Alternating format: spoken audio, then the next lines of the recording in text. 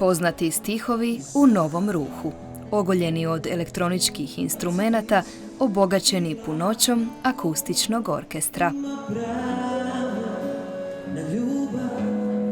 Apsolutno je drugačije, potpuno drugačije, drugačija atmosfera, drugačije pjesme zvuče, drugačije ih se pjeva. Dobili su jednu sasvim drugačiju boju uz aranžman Ante Gel.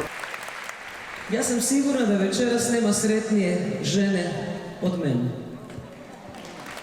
Ovaj koncert smo poželjeli jedan i drugi već dugo i zato što je orkestralno, zato što je nekako akustično, toplo je, nema toliko galame, malo je prožeto i onako nekakvom našom, nečim što smo prošli kroz zadnjih, evo, koliko je to sad već, Bože dragi, 25 godina.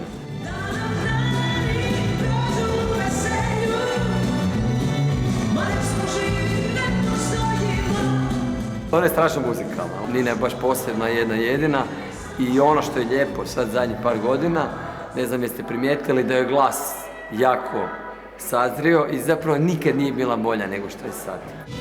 A čini se i nikad vrijednija. Nakon 2 rekordno rasprodana koncerta u Lisinskom, uskoro će u prodaju i 3.